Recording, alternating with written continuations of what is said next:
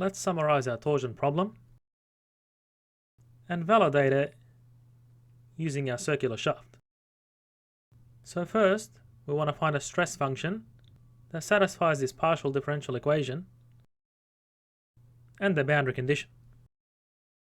So a good function to choose for a circular shaft, which has a radius of r, is some constant multiplied by the equation of the circle minus r squared. So remember that phi is constant at the boundary, so this stress function satisfies the boundary condition. And now if we take the first partial derivative with respect to x, we get 2a naught x, and then taking the second partial derivative gives 2a naught. And similarly, if we take the first partial derivative with respect to y, we get 2a naught y, and taking the second partial derivative with respect to y gives 2a naught again. And now we can substitute into this partial differential equation. So we get 2a naught plus 2a naught, which is 4a naught, and that's equal to minus 2g theta.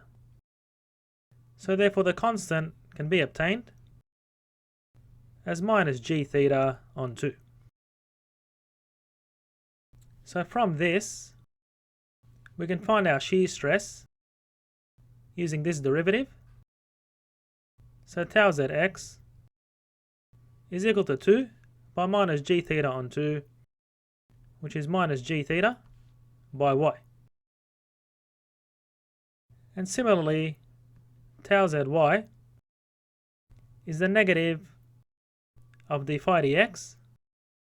So what we get is negative negative, which is positive g theta by x. And now we can find the torque by evaluating this integral. So we have mz is equal to 2 by the double integral of our stress function.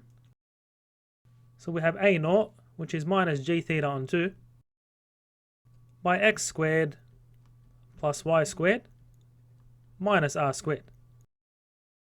And that's integrated over x and y. So the 2's cancel, and we can take minus g theta outside the integral, and then break this integral up into two integrals. So we have the double integral of x squared plus y squared with respect to x and y,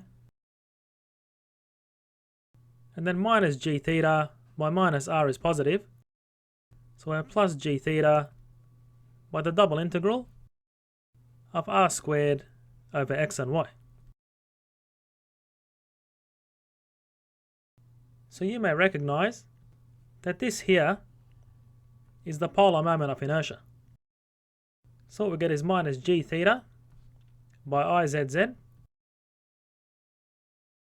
and in this second integral we can take r squared outside the integral because it's constant,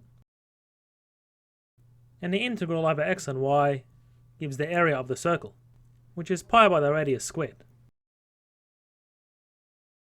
So what we do is factor out g theta, and we know the polar moment of inertia of a circle is pi by the radius to the 4 on 2, and we have a negative sign. And if you want to verify this, you can use a Jacobian to change the variables to polar coordinates, and this will be r squared, and you can evaluate the integral and verify this result. So for our second term we have plus pi r to the 4. So therefore the torque is equal to g theta, and this term in the brackets is pi r to the 4 on 2, which is the polar moment of inertia for our circular section.